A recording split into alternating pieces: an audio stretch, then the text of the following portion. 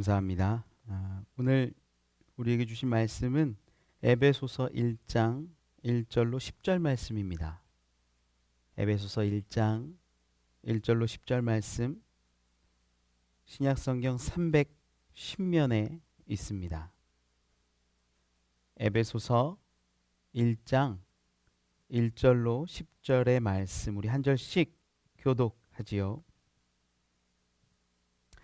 하나님의 뜻으로 말미암아 그리스도 예수의 사도된 바울은 에베소에 있는 성도들과 그리스도 예수 안에 있는 신실한 자들에게 편지하노니 하나님 우리 아버지와 주 예수 그리스도로부터 은혜와 평강이 너희에게 있을지어다. 찬송하리로다.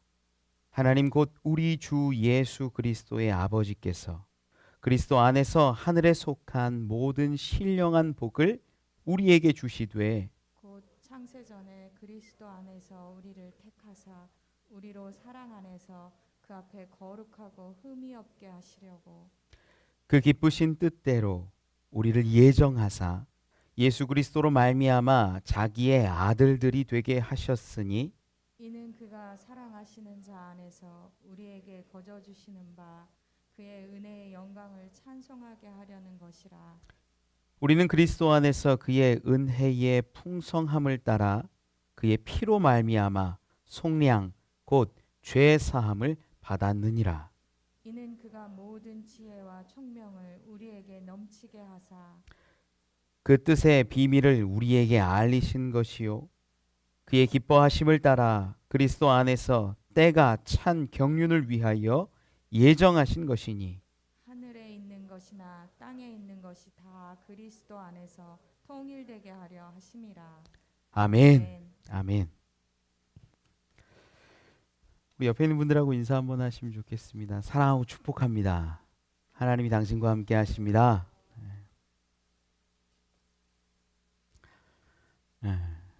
오랜만에 뵙는 분들도 있고 너무 은혜가 됩니다. 제가 한 20년 가까이 된 20대 초반에 전도사 사역을 처음 시작할 때 일입니다. 전도사 사역, 파트 전도사 사역이죠. 학교를 다니면서 교회에서 여러 가지 일들을 감당하고 청소년들 가르치기도 하고 그때 물론 요즘에 신실한 사역자가 더 많음을 저는 믿지만 저는 그때 어땠냐면 교회를 정할 때 목사님이 어떤 분이냐 교회가 또 어떤 곳이냐 사례비는 얼마나 주냐 이런 걸로 제가 20대 초반에 그렇게 생각을 했어요. 그도 그런 것이 세상에서 일을 하면 돈을 받고 이렇게 원리가 몸에 익숙해져 버리다 보니까 사역하면 당연히 그에 합당한 돈을 받는 거 아닐까? 그걸 사례비라고 말하는 거 아닌가? 20대 초반에 그런 거죠. 처음 나갔던 강남에 있는 유명한 교회예요. 유명하고 사회 지도층도 굉장히 많이 있는 그런 교회에서 사역을 하기 시작했는데 그때 조건은 거의 20년 가까이 됐으니까 그때 조건이 그랬어요. 매월 10만 원을 주겠다. 그리고 매 학기 등록금을 주겠다. 그러는 거예요. 등록금이 200만 원이 훨씬 넘는 돈이니까 야 괜찮다. 계산해 보니까 한 40만 원, 50만 원 이렇게 되는 것 같아요. 그래. 토요일 주일 내가 어디 가서 이렇게 예배 어차피 하면 사례비도 받고 좋네. 열심히 사역했어요. 열심히 사역하고 학기가 끝났는데 학기가 끝나고 좀 전액 장학금을 받았거든요. 공부 잘했어요. 전액 장학금을 받고 전액 장학금 가지고 고지서를 보니까 2만 원인가가 나온 거예요. 학생 회비 내라. 교회에서 고지서를 갖고 오라는 거예요. 돈을 주게. 가져갔죠. 2만 원을 주겠다는 거예요. 매달 10만 원씩은 이제 줬고 차비로 이렇게 주는 겁니다. 차비로 받았고 한 학기가 끝나고 2만 원을 주겠다는 거예요. 제가 이건 아니지 않습니까? 아니 아무리 그래도 아니 그럼 공부를 하지 말라는 1등 해도 안 되나? 이 세상이 이렇게 더러운 세상이야. 제가 그때 같이 있었던 친구 전도사님들한테 얼마나 그 교회 흉을 받는지 몰라요. 야, 교회가 왜 이렇게 악하냐. 목사님들은 사례비 막 수백만 원씩 받아가면서 야, 전도사 그 200만 원 그거 1등 해도 줘야지. 여러분 제가 잘못했습니까? 아니죠. 막 싸웠어요. 주셔야 됩니다. 주셔야 돼요. 당연히 주셔야죠. 왜 안 주세요? 싸우고 따지고 그래서 결국 받아냈습니다. 전 이렇게 억울한 일 당하는 거에 대해서는 제가 막 몸에서 올라오는 게 있어서 억울하면 잘 안 당하려고 그래요. 그런데 이제 목회 시작하고 제가 이 자리에서 목회하고 있는데 하루는 저한테 회개케 하시는 날이 있었거든요. 회개하고 막 울면서 기도하고 있는데 하나님이 그 장면을 딱 보여주시는 거예요, 저한테. 이건 전 맞다라고 생각했거든요. 아니 열심히 교회에서 6개월을 사역하고 봉사하고 일했으면 10만 원씩 주고 나중에 그 200 얼마 줘야지 내가 감당이 되는데 이 왜? 하나님 이게 제가 뭐 잘못했어요? 하나님 제가 이게 뭘 회개할 겁니까? 그렇게 하나님께 기도하는데 하나님이 저한테 주신 마음이 있었어요. 저한테 주신 마음이 너는 하나님의 일, 주의 일, 하나님 나라를 위한 일이라고 하면서 너 스스로 40만 원짜리 50만 원짜리 그 일꾼이 되려는 거냐. 그 마음을 저한테 딱 주시는데 이렇게 목회 현장에 오고 담임 목회를 하면서 알게 됐어요. 하나님 제가 잘못했습니다.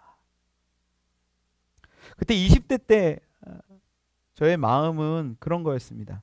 야, 파트 전도사님들은 파트 전도사의 일을 하고 파트 전도사만큼의 사례비를 받고 이렇게 생각했어요. 풀타임 전도사님은 풀타임 전도사님의 사례비를 받고 풀타임 전도사님만큼의 일을 하고 부목사님들은 부목사님들만큼의 사례비를 받고 부목사님들만큼의 일을 하고 제 머릿속에 그런 것들이 가득히 있었다라는 거죠. 사실 저는 20대 때는 이렇게 사역할 때도 사역 한 1년쯤 해가면 5만 원 더 준다는 데 있으면 야 그쪽으로 옮겨볼까 솔직히 그렇게 생각했어요. 야 50만 원보다 55만 원이 좋아 보이는데 어차피 사역은 거기서 거기야. 제 자신을 50만 원짜리 일꾼 정도로 제가 만들고 있더라고요. 하나님 앞에서. 신학생으로 처음 입학할 때 아마 많은 분들이 뜨거움으로 찬양합니다. 뜨거움으로 경배합니다. 그런데 어느 순간 4학년이 되면 현장 목회에 나갈 때 되면 그 노래 안 한대요. 그 찬양 안 한대요. 부름받아 나서니 몸 어디든지 가오리다. 괴로우나 즐거우나 주만 따라 가오리니. 아골골짝 빈들에도 복음 들고 가오리다. 소돔 같은 거리에도 사랑 안고 찾아가서 종의 몸에 지닌 것도 아낌없이 드리리다. 존귀 영광 모든 권세 주님 홀로 받으소서. 멸시천대 십자가는 제가 지고 가오리니. 아니 어차피 목회하는 거라면 똑같은 목회의 현장이라면 조금 더 좋은 조건, 조금 더 좋은 우대, 조금 더 좋은 사례비 받고 일하는 게 더 좋다라고 저는 그때 20대 때 그냥 생각했어요. 그게 맞다라고 여겼어요. 어차피 사역하는데. 그런데 그게 제 안에 큰 쓴뿌리고 문제고 아픔이고 상처였습니다. 회개의 제목이었습니다. 내가 이끄는 삶의 힘이라는 책에 보면요, 한국인이 직업을 선택할 때 중요하게 생각하는 요인에 대해서 이렇게 기록해 놨는데 조사를 해놨는데 1998년에 보람과 자아 성취가 16.2%였어요. 직업을 선택할 때 보람을 느끼고 자아 성취하는 것에 대한 비율이 16.2%. 그런데 2016년에는 그게 3.4%로 떨어집니다. 반면에 돈 버는 거, 수입에 대한 것들은 1998년에는 18.2%가 중요하다라고 여겼는데 2016년에는 39.2%로 직업 선택 요인의 1위가 돈이 되어버렸다라는 거예요. 여러분은 무엇을 위해서 일하고 무엇을 위해서 살아가십니까? 그 일을 할 때 행복하십니까? 전 어렸을 때 특별한 날에 짜장면을 먹었는데 생일이나 졸업식 같은 날에 짜장면 탕수육 먹는 게 최고의 기쁨이었어요. 야, 이런 걸 먹는구나. 그런데 이제 수십 년이 지나고 보니까 솔직히 원하면 짜장면 정도는 먹을 수 있어요. 언제든. 그런데 그때의 감사와 그때의 기쁨은 사라졌어요. 여러분, 인간의 삶에 있어서 가장 중요한 가치가 무엇입니까? 돈일까요? 그건 아닐 겁니다. 오늘 우리를 교회로 부르시고 성도로 부르신 하나님의 마음과 뜻이 오늘 본문에 기록되어 있어요. 에베소서라는 책은 교회에 대한 이야기입니다. 하나님께서 교회 가운데 어떤 뜻을 두셨는지, 교회 안에서 어떤 하나님의 뜻들이 이루어져 가는지, 예수 그리스도와 하나님과 교회의 관계를 잘 설명하는 게 에베소서라는 거예요. 저는 특별히 오늘 이 본문의 말씀을요, 소명이라는 관점으로 좀 함께 은혜 나누어 보기를 원해요. 첫 번째는 하나님의 뜻 가운데 우리를 부르셨다라는 것입니다. 오늘 본문 말씀 1절에 보면 이렇게 기록하지요. 하나님의 뜻으로 말미암아 그리스도 예수의 사도된 바울은, 이 바울이 자기가 사도 되었다라는 것을 어디라는 어떤 반석의 근거에서 얘기하냐면 하나님의 뜻에 말미암았다라고 말해요. 그는 자기가 사도되고 자기가 이렇게 치리하고 가르치고 사람들을 돌보고 복음을 전하는 그 일들이 자기가 원해서 된 게 아니라 하나님의 뜻 가운데 이루어졌음을 고백하는 거예요. 5절에 보면 이런 기록도 있어요. 그 기쁘신 뜻대로 우리를 예정하사 예수 그리스도로 말미암아 자기의 아들들이 되게 하셨으니. 하나님의 뜻 가운데 바울이라는 사람이 사도가 된 건 알겠는데 성도도 그러하다라는 거죠. 4절 말씀에 하나님의 아들들, 성도, 거룩한 이들로 부르신 것이 언제 예비하셨냐? 곧 창세 전에 그리스도 안에서 우리를 택하셨대요. 성도로, 자녀로, 아들로, 딸로 이미 부르셨대요. 이 세상을 만들기 전에. 저는 저와 여러분이 성도된 우리가 하나님의 뜻 가운데, 예정 가운데, 계획 가운데 이 자리에 나와 있음을 믿습니다. 하나님이 바울을 그리고 저와 여러분을 주의 거룩한 몸된 성도로 부르셨다라는 거예요. 하나님이 부르시고 사도로, 성도로, 거룩한 자녀로 삼으셨다라는 것을 정교하게 다듬은 표현으로 고백하면 그것이 소명인 거예요. 나를 부르셨구나. 나를 이렇게 부르셨구나. 이 소명이라는 건요, 부르시는 분이 있어야만 소명이라는 것이 성립해요. 다니엘 기도회 21일간 진행했는데 한 청년이 저한테 물어요. 하나님이 자기한테 너무 많은 것을 시키실까 봐 두렵대요. 뭐가 두렵냐고 물어보니까 막 고난과 고통과 어려움들을 주실까 봐 두렵대요. 제가 물어봤어요. 혹시 순교 같은 거 시킬까 봐 두려워. 그렇대요. 제가 얘기했어요. 순교 아무나 시키는 거 아니야. 하나님이 예정하시고 예비하시고 하나님의 뜻이 있는 사람에게 그 순교도 허락하시지 그런 거 아니야. 걱정하지 마. 아직은 아닌 것 같아. 얘기했어요. 사실 구원도 순교도 하나님의 은혜입니다. 하나님이 예비하시고 예정하시고 하나님의 뜻 가운데 불러주셔야, 소명을 주셔야 그것도 감당할 수 있다라는 것이지요. 저희 아내가 20대 초반에 굉장히 뜨거운 신앙을 가졌습니다. 뭐 작은 교회에 청년이 4명 있었대요. 4명 있는데 거기서 반주를 하는데 C 코드밖에 못했대요. 하얀 것만만 친다는 거예요. 까만 것만을 못 치는 겁니다, 여러분. 그것만 가지고 하니까 인도하는 신학생이 안 되겠어서 저기 예수전도단 집회에 데려갔대요. 같이 찬양하고 노래하고 저렇게 반주하는 거구나. 많이 배웠죠. 저희 아내가 거기서 이제 설교도 듣는데 그때 한 선교사님이 나와서 선포하시는데 청년들에게는 좀 강하게 선포합니다. 저도 청년들만 있으면, 신앙 있는 청년들 있으면 아주 때려잡죠. 잘못된 건 잘못된 거니까요. 그 선교사님이 십자가 아래에서 예수를 만나야지 뭐 하고 있는 거냐고 막 불같이 호령하시는 거예요. 십자가 아래에서 예수를 만나야지. 저희 아내 마음 가운데 십자가 아래에서 예수를 만나는구나라는 게 확 들어오더래요. 저희 아내가 순수해요. 제가 순수해서 너무 사랑합니다. 그리고 나서 이제 교회에 와서 지하 예배실에 가서 지하 예배실로 이렇게 십자가 앞으로 가가지고 십자가 아래에서 만난다니까 2시간 동안 거기서 기다렸대요. 예수님 언제 오시나. 밤에 이렇게 잠을 자다가 저랑 그렇게 주거니 받거니 얘기 나누는데 제가 물어봤어요. 그래서 예수님 만났어?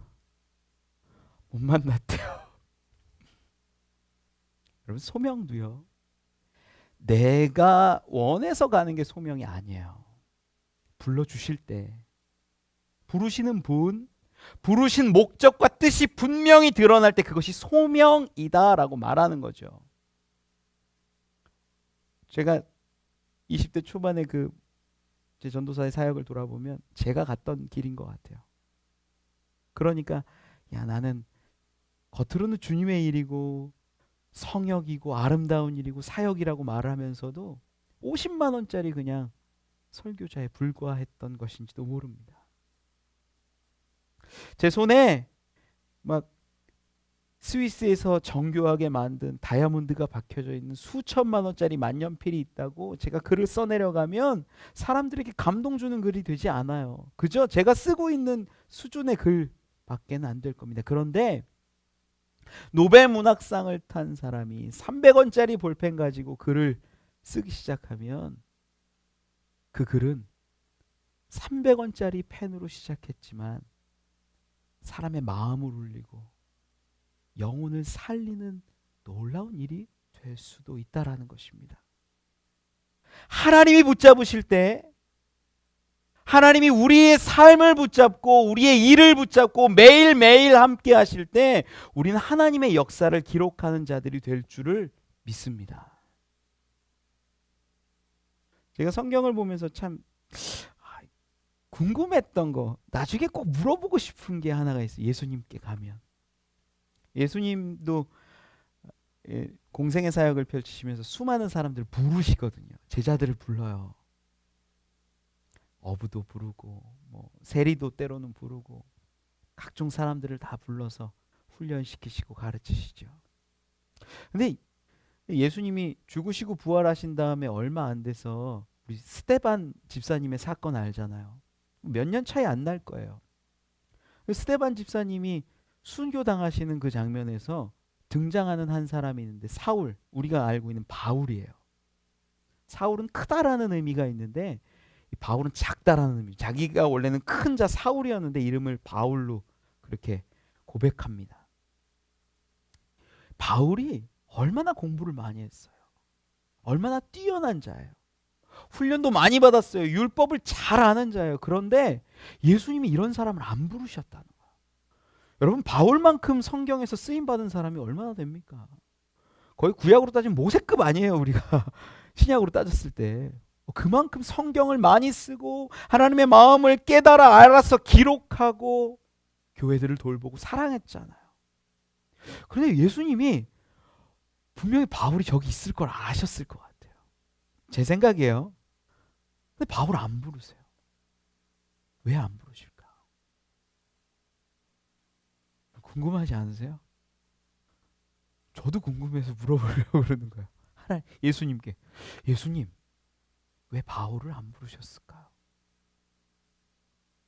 여러분, 여기서 우리가 알 수 있는 건 어떤 거냐면요, 부르심의 권한이 오직 예수 그리스도께 있었다라는 거예요. 지금도 하나님이 우리를 거룩한 성도로 부르신 그 부르심의 권한이 창세 전부터 있었던 하나님의 권한임을 저는 믿습니다. 여러분들 여기 온 거요, 제가 불렀다고 온 거 아니에요. 그냥 와야지, 아니에요. 여러분의 마음 깊은 곳으로부터 하나님의 부르심이, 하나님의 외치심이, 하나님의 이끄심이 있음을 저는 믿습니다. 우리는 그래서 내 모습이 어떤지, 내가 어떠한 모양으로 와 있는지 그게 중요한 게 아니에요. 하나님이 나를 부르셨구나, 부르신 분이 계시구나, 그 뜻을 알면 소명이 깨달아지는 거예요. 부르신 분이 중요합니다. 부르신 목적이 중요합니다. 저는 여러분들이 하나님의 소명, 하나님의 부르심을 깨달을 수 있기를 원합니다. 하나님이 나를 부르셨구나. 하나님이 당신의 뜻 가운데 나를 이곳에 서게 하셨구나. 하나님의 뜻으로 나에게 우리 교회를 예배하셨고, 우리 교우를 예비하셨고, 우리 가족들을 나에게 주셨구나. 이게 하나님의 소명으로 살아가는 사람들이라는 겁니다. 21일간 다니엘 기도회를 했는데요, 수많은 사람들이 나와서 자신의 삶을 간증합니다. 대학 교수도 있었고, 목사님도 있었고, 집사님, 권사님도 있었고요, 직분도 없는 성도도 있었어요. 그런데 공통된 것이 뭔 줄 아세요? 제가 보기에 공통된 것이, 그들은 하나님의 부르심 가운데, 그 소명 가운데 그대로 서 있었다라는 것이지요. 한 난치병에 걸린 아이의 엄마는 어린 딸아이를 바라보면서 엄마로서의 소명을 그저 감당합니다. 하나님께 화도 내고 불평도 하지만 아이를 위해서 희생하고 헌신하고 함께합니다. 하나님 앞에서의 그 자리를 결국 떠나지 않고 붙잡아요. 그녀는 그렇게 하나님 뜻 앞에 온전히 설 수 있었지요. 어떤 목사님은 교회를 사랑하는데 이 사랑하라는 마음 가운데 헌신합니다.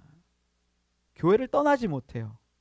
심지어 목사로서 하나님의 부르심의 그 소명을 다 감당하는 가운데 더 좋은 자리가 나고 더 임지가 좋은 그 곳이 있는데도 안 가면 되잖아요 하면서 자기에게 맡겨진 10명, 20명의 양들을 돌아보고 그들과 함께 눈물을 흘려요. 그게 소명이에요. 전신마비가 돼서 장애를 가졌던 청년은 어떻습니까? 하나님을 부정할 수 있고 부인할 수 있고 화낼 수 있고 불평할 수 있는데 그가 감사를 노래하고 자기랑 똑같이 전신마비된 사람들을 찾아가면서 위로하고 그들을 일으키는 사역을 합니다. 왜요? 하나님이 소명을 주신 거예요. 너가 가. 너가 저들에게 가. 너가 사랑하면 되잖아. 수많은 간증을 들으면서 야, 저들은 하나님이 부르신 그 자리에서 하나님의 부르심대로 서 있었구나. 그러다 보니까 내가 가진 환경과 조건이 중요한 게 아니라 내가 장애가 있고 어려움이 있고 질병이 있고 삶이 무너져 내린 것, 그것이 중요한 게 아니라 하나님의 뜻 따라 나아갈 수 있게 된 것이지요. 성경은 거룩한 성도나 사도나 하나님의 자녀로, 아들로, 딸로 부르심을 이야기합니다. 그 부르심에 하나님의 뜻이 있고 예정하신 대로 이루신 것이라고 선포합니다. 저는 여러분들이 하나님께 붙들린 바 된 자들 되시기를 축원합니다. 하나님, 나를 붙잡아 주세요. 나를 불러주세요. 주의 소명을 주세요. 그러면요, 우리 삶이 바뀌는 줄 믿습니다. 이 세상에서 아내로, 남편으로, 자녀로, 부모로, 사장님으로, 직원으로, 수많은 모양으로 있지만 그리스도인 된 자녀, 그리스도인 된 아내, 그리스도인 된 남편, 그리스도인 된 모습으로 살아갈 때 놀라운 역사가 이루어진다라는 거죠. 하나님이 여러분을 부르시고 소명 주신 데는 이유가 있습니다. 하나님이 부르셨기에 여러분이 가장 아름답고 소중한 분임을 잊지 마십시오. 하나님이 선택하신 거룩한 성도이기에 저는 여러분들을 마음껏 축복합니다. 하나님의 아름다운 소명을 회복하는 저와 여러분 되시기를 소망합니다. 두 번째 은혜 나누기 원하는 것은요, 하나님의 뜻은 하나님께 영광을, 찬송을 드리는 것입니다. 오늘 본문 3절에서 6절 가운데 우리 같이 한번 읽어보면 좋을 것 같아요. 3절에서 6절 말씀. 찬송하리로다 하나님 곧 우리 주 예수 그리스도의 아버지께서 그리스도 안에서 하늘에 속한 모든 신령한 복을 우리에게 주시되 곧 창세 전에 그리스도 안에서 우리를 택하사 우리로 사랑 안에서 그 앞에 거룩하고 흠이 없게 하시려고 그 기쁘신 뜻대로 우리를 예정하사 예수 그리스도로 말미암아 자기의 아들들이 되게 하셨으니 이는 그가 사랑하시는 자 안에서 우리에게 거저 주시는 바 그의 은혜의 영광을 찬송하게 하려는 것이라. 하나님께서 우리에게 하늘에 속한 신령한 복을 주셨는데 그 복이 뭐라고 이야기합니까? 우리가 하나님의 아들들, 자녀들, 딸들 되는 것이라고 성경은 이야기하는 거예요. 야, 우리가 하나님의 아들 되기 위해서 우리에게 우리 주 예수 그리스도를 보내주셔서 우리를 죄로부터, 얼룩으로부터, 문제로부터, 사망으로부터 끊으시고 우리를 자녀 삼으셨다. 그래서 성경은 찬송하리로다 고백하는 거예요. 여러분에게 하늘에 속한 신령한 복이 있기를 원합니다. 하나님의 거룩한 성도요, 아들이요, 딸들이 되시기를 원합니다. 그때 우리는 6절 말씀처럼 그의 은혜의 영광을 찬송하게 하려는 것이라. 우리가 찬양하게 된다는 거예요. 그분을 높이고 경배하게 된다는 거예요. 우리에게 하나님의 뜻이, 소명이 임하니까 아들로 딸로 이제는 깨끗함을 입고 서니까 하나님을 높일 수 있게 된 것이지요. 뉴욕의 브루클린이라는 도시에 가면 태버너클 처치가 있어요. 흑인들이 많이 모이는데 목사님 백인입니다. 이 담임 목사님이 이야기하시는 걸 한번 본 적이 있는데 1부, 2부, 3부 예배를 다 마치고 나서 몸이 지치더래요. 피곤하고 힘들고. 그래서 이렇게 한 단 있는데 이렇게 걸터 앉아서 이렇게 좀 쉬니까 앉아 있었는데 예배가 이제 끝났으니까 어떤 이들은 정리하고 어떤 이들은 기도하고 어떤 이들은 돌아가고 그런 이제 파하는 분위기였대요. 그런데 5번째 줄에 있었던 모자를 푹 눌러 쓴 사람이 자기를 바라보더래요. 바라보는데 딱 봐도 이제 노숙인이구나 느낌이 오는 거죠. 근데 그의 눈빛이 이 목사님하고 뭔가 얘기를 하고 싶어 하더래요. 그래도 명색이 목사인데 성전에 있는데 일어났지요. 그가 걸어 나옵니다. 근데 목사님 깜짝 놀래요. 악취가 나는데 똥, 오줌, 알코올이 뒤섞여서 며칠 동안 찌든 냄새래요. 결코 그를 바라볼 수가 없을 만큼 너무 심한 냄새였대요. 몸이 너무 피곤하고 힘든 상황에서 지쳐 있고, 그러니까 이 목사님 마음 가운데 빨리 좀 돌려보냈으면 하는 마음이 있었나 봐요. 이 목사님이 몇 가지 묻습니다. 어디 있었냐고. 저쪽 주차장 뒤에 오줌텅이에서 이렇게 지내고 있었다고. 아니 왜 보호시설이라도 가지 그러냐고. 그러니까 보호시설 거기 너무 싫다고. 몇 마디 이렇게 주고받거니 한 다음에, 원래는 교회에서는 그렇게 이제 구걸하러 온 사람들 돈을 주진 않는데요. 왜냐하면 이제 그 돈으로 술을 사 먹을 수 있기 때문에 원칙이 돈을 주지는 않는 건데, 이 목사님이 빨리 보내고 싶으셨던지 지갑에서 돈을 꺼내서 $5를 그에게 이렇게 주었대요. 그 돈을 이렇게 내밀고 그에게 주려고 하는데 그 노숙인이 손을 밀더랍니다. 그리고 나서 하는 말이, 저는 이 돈을 원하지 않습니다. 아까 목사님이 얘기하신 예수를 전해주세요. 그 얘기를 딱 듣는데 이 목사님 주변에 아무것도 안 보이고 주변이 다 사라지고 하나님과 나만, 자기만 딱 보이더래요. 그리고 이렇게 부족하고 연약한, 잘못한 자기의 모습을 깨닫게 하시더래요. 목사님이 그 자리에서 기도합니다.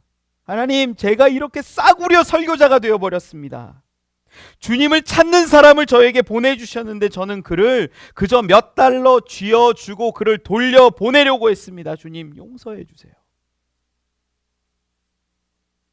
이 목사님이 하나님이 주시는 그 잠깐의 감동을 받고서는 그 노숙인을 와락 껴안았대요. 그도 목사님 품에 안기고. 목사님의 실제 고백인데, 그때 그 악취가 어찌 그리 향기롭던지 이렇게 말을 하더라고요. 하나님을 갈망하며 하나님을 구하고 있는 이 한 사람의 설교자와 하나님을 갈망하고 하나님을 구하고 있는 이 노숙인이 다를 게 없음을 목사님이 깨닫고 그를 안고 펑펑 울었답니다. 하나님이 말씀하시더래요. 이 냄새를 기억해라. 이 세상은 온통 이 냄새로 가득하다. 이 냄새가 있는 곳, 이 사람들이 있는 곳, 이들을 위해서 독생자 아들을 보낸 것이란다. 너도 이 냄새가 있는 곳에서 일해라. 엉엉 울던 이 목사님과 노숙인이 이제 그 울음을 그치고 함께 알코올 해독 프로그램에 참여합니다. 노숙인에게 교회에 청소할 수 있는 일자리를 제공해 주었고요. 나중에 이 목사님의 친구로 이렇게 불리우게 됩니다. 나이는 31살인데 모습은 처음 모습은 50대 같았대요. 이 태버너클 교회에는 200명이 넘는 성가대가 있어요. 그 내부 사진을 좀 본 적이 있었는데 회중석이 한 300명, 400명 앉을까? 그런데 찬양단이 뒤에요. 흑인들이 쫙 서 있는데 얼마나 많은 사람들이 서 있는지. 회중하고 제가 봤을 땐 비슷비슷해요. 그 수많은 사람들이 어떤 사람들인 줄 아십니까? 마약 중독자요, 창녀요, 노숙자요, 알코올 중독자였던 사람들인데 이 목사님이 그 한 영혼 한 영혼을 돌보면서 그들을 잡아주고 그들의 마음이, 그들의 삶이 변화되면서 찬양의 자리에 서게 됐다라는 것이죠. 그들 찬양하는 거 보면 막 우리가 성악하듯이 사성부로 나눠갖고 아름답게 찬양하지 않아요. 막 박수하면서 흑인들 그 찬양하는 거 있죠. 그런데 그렇게 아름다울 수가 없어요. 그들에게 그들에게 주신 뜻과 소명 가운데 그들이 할 수 있는 가장 아름다운 표현과 고백, 찬양이 있었기 때문입니다. 여러분, 우리가 하나님을 찬양하는 것은요, 우리의 죄를 사하시려 독생자를 보내주시고 우리를 깨끗게 하셨기 때문입니다. 죽을 수밖에 없던 우리를, 벌레 같은 우리, 악취나던 우리를 그의 아들 독생자 예수 그리스도를 십자가에 못 박으시면서 우리 죄를 사하셨다라는 거죠. 우리가 그 하나님의 뜻을 알고 그 계획 가운데 있다면 하나님을 찬양하지 않을 수 없다라는 거예요. 요한계시록 5장 12절에 기록합니다. 큰 음성으로 이르되 죽임을 당하신 어린 양은 능력과 부와 지혜와 힘과 존귀와 영광과 찬송을 받으시기에 합당하도다. 여러분, 찬양받기 합당하신 분을 우리가 찬양하는 것이 예배예요. 찬양 가운데 하나님이 거하시고 찬양 중에 우리를 돌보십니다. 찬양 가운데 우리를 고치시고 찬양 중에 하나님이 우리에게 당신을 드러내시는 줄 믿습니다. 수없이 많은 찬양의 고백들이 시편임을 우리는 알지 않습니까? 신앙의 가장 아름다운 백미는 찬양이에요. 하나님을 높여드리는 거예요. 여러분, 마음으로부터, 중심으로부터 울려 퍼지는 찬양이 회복되기를 원합니다. 찬양 중에 영광을 드러내는 주의 거룩한 성도, 백성, 아들과 딸이 되시기를 원합니다. 우리가 할 수 있는 가장 아름다운 그 찬양을 높여 드리길 원합니다. 마지막 은혜 나누기 원하는 것은요, 하나님의 최고의 뜻은, 위대한 뜻은 그리스도 안에서 회복되는 것입니다. 제가 어렸을 적에 부러워했던 성경의 인물이 하나 있어요. 중고등학교 시절에 부러워했던 성경의 인물. 누구냐면 누가복음 23장에 나오는 예수님이 십자가 달리실 때 그 옆에 있었던 강도입니다. 이 강도는 어떻게 고백하냐면, 예수여 당신의 나라에 임하실 때 나를 기억하소서. 그 딱 한마디 하거든요. 딱 한마디예요. 예수님이 뭐라고 얘기하시면, 오늘 내가 나와 함께 낙원에 있으리라. 이 약속을 들어요. 하나님, 저는 제 마음대로 제 뜻대로 좋게 살다가 마지막에 하나님 잘 믿고 구원받기를 원합니다. 어렸을 때니까 제가 그렇게 기도했던 적이 실제로 있어요. 여러분, 그런데 그의 삶이 강도의 삶이요, 행악자의 삶이요, 사람들에게 누군가에게 죽을 죄를 지었던 삶이었더라도 그 구원의 기준이, 구원의 능력이 우리 주 예수 그리스도께로부터 나옴을 우리는 본다라는 거예요. 나를 기억하소서, 그 한마디에 이 강도는요, 행악자는요, 낙원을 약속받아요. 그가, 우리 여기서 분명히 알아야 되는 게, 예수 그리스도 안에서 구원이 임한다라는 거예요. 그 어떤 이 행악자를 보면요, 강도를 보면요, 그가 사람들에게 인정받는 삶을 살았어요? 아니에요. 손가락질 받는 삶을 살았어요. 누군가를 죽였을 수도 있어요. 무언가를 빼앗았을 수도 있어요. 모든 사람이 싫어하는 십자가를 질 수밖에 없는 삶이었어요. 그가 율법을 지켰을 것 같아요? 아니죠.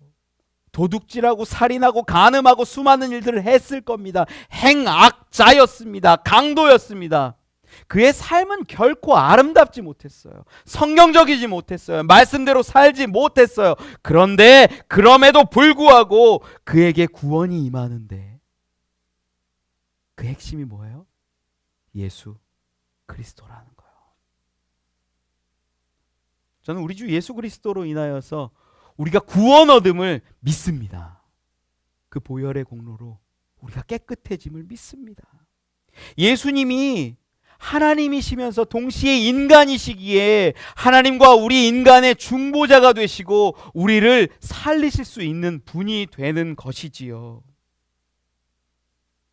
오늘 본문도 선포합니다. 10절 말씀에 하늘에 있는 것이나 땅에 있는 것이 다 그리스도 안에서 통일되게 하려 하심이라. 이 말씀을요, 공동 번역으로 읽어보면 이렇게 기록해요. 때가 차면 이 계획이 이루어져서 하늘과 땅에 있는 모든 것이 그리스도를 머리로 하고 하나가 될 것입니다. 그리스도가 머리 되신다라는 거 하면 우리 무슨 말씀 떠올라요? 몸된 우리 주님의 몸된 교회. 하나님의 때에 하나님의 뜻이 이루어지는데 그것이 바로 우리 주 예수 그리스도를 통해서 예수 안에서 예수 그리스도를 머리로 하여 하나가 된 교회를 보여준다라는 것입니다. 통일된다는 것은 예수 그리스도를 머리로 그분 안에서 하나가 되는 것을 말합니다. 저는 하나님의 정말 위대한 그 뜻이 예수 그리스도 안에서 모든 사람이 구원받는 것임을 믿어요.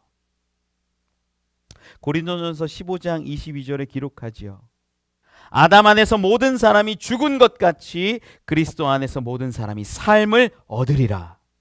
디모데전서 2장 4절에는 기록합니다. 하나님은 모든 사람이 구원을 받으며 진리를 아는 데 이르기를 원하시느니라. 하나님의 뜻이 뭡니까? 하나님의 소망이 뭡니까? 하나님이 독생자 예수 그리스도를 우리에게 보내주신 이유가 뭡니까? 바로 예수 안에서 모든 자들이 하나 되어 회복되어 하나님의 자녀로, 아들로, 성도로 인치심 받고 우리 주 예수 그리스도를 머리로 하나 되는 것 아닙니까? 저는 여러분들이 내 구원에 머물러 있지 않기를 원합니다. 교회 잘 다니고요, 예수 그리스도 잘 믿고요, 적당히 봉사하고요, 신실하게 눈물 흘리고요, 헌금도 내고요, 그렇게 하면요 구원 받을 거라고 믿어요. 물론 맞아요. 진정한 믿음이 그 가운데 있으면 구원 받지요. 그런데 하나님의 더 깊은 뜻, 더 큰 그림이 뭐냐라는 걸 우리가 봐야 해요. 그게 뭐예요? 예수 그리스도 안에서 하나로 통일되고 한 몸을 이루어가며 하나님 나라를 이루는 것 됨을 저는 믿습니다. 여러분, 저는 정말 지난 3주간이 감사의 시간들이었습니다. 21일간 다니엘 기도회를 했는데 각자의 자리에서 기도하시기도 하고 교회에 한 번, 두 번 나오신 분들도 있고 또 21일 거의 대부분 참석하신 분도 계세요. 저들과 함께 나라를 위해서 기도했습니다. 아픈 자들을 위해서 기도했습니다. 연약하고 고통 가운데 있는 자들을 위해서 기도했고 북한을 위해서 기도했습니다. 위정자들을 위해서 기도했고 수많은 각지에 목산 있는 선교지들을 위해서 기도했습니다. 폭력에 처해서 죽어가는 자들을 위해서 기도했고 죽음 앞에 선 두려워하는 자들을 위해서도 기도했습니다. 21일간 다니엘 기도회를 하면서 우리 함께하는 교회 가운데 하나님이 기도에 불길을 주시길 믿습니다. 여러분, 나의 구원을 이제는 넘어서세요. 하나님의 크신 뜻을 깨달아 우리가 하나 되고 통일되고 하나님의 뜻을 이루어갈 수 있기를 원합니다. 내 구원이 아닌 내 가정, 내 자녀, 내 이웃, 이 사회로 우리의 시야가 확장될 때 하나님의 나라가 또한 확장됩니다.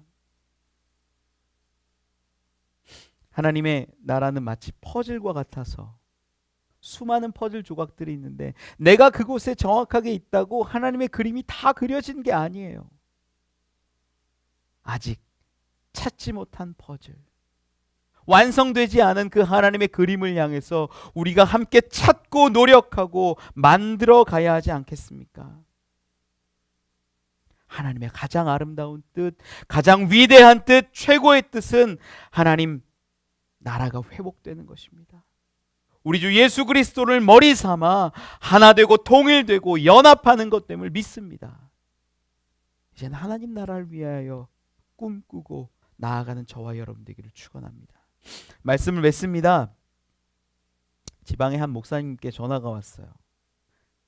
이 교회 성도 중에 장애가 있는 성도가 있는데 이 팔도 불편하고 다리도 불편하시대요. 이분이 국비 지원을 받아서 바리스타 시험을 본다라는 거예요. 근데 학원에서는 실습의 기회가 너무 적어가지고 이 시험 보면 떨어질 것 같다고 저한테 연락이 온 거예요. 그러면서 이제 목사님이 부탁을 하시는 거예요. 장애가 있어서 조금 어려운데 도와줄 수 있냐고. 뭐 재료비나 뭐 좀 비용을 줄 테니 해줄 수 있냐고. 제가 말씀드렸어요. 목사님 그런 걸 왜 주십니까? 하나님 나라 위한 일인데, 하나님 영광 위한 일인데. 한 장애가 있던 청년, 지적 장애가 있어서 대화도 쉽지 않은 청년도 저한테 와서 커피 배우고 싶다고 그랬어요. 돈 10원 안 받고 기쁨으로 가르쳐 줬어요. 우리 4번 하자. 50만 원에 저를 팔았던 저의 사역, 저의 모습이 분명히 있었습니다. 어쩌면 그 사역은 소명은 없었던 삶이었는지 모릅니다. 이제는 이 세상의 값어치로는 환산할 수 없는, 이 세상의 돈으로는 비교할 수 없는 하나님의 귀한 일을 감당하고 있다라고 저는 믿습니다. 그래서 너무 행복합니다. 하나님께 쓰임 받는 것이 너무나 귀하고요. 너무 감사합니다. 돈이 생기지 않지만, 오히려 돈을 쓰고 오지만, 섬겨주고 오지만, 그게 하나님의 일이기 때문에 저는 감사할 수 있습니다. 여러분, 소명을 깨달은 자는 그 소명에 맞게, 하나님의 뜻에 맞게 살아갈 수 있습니다. 찬양하십시오. 하나 되게 하십시오. 교회 되게 하십시오. 그것이 우리 안에 하나님이 주신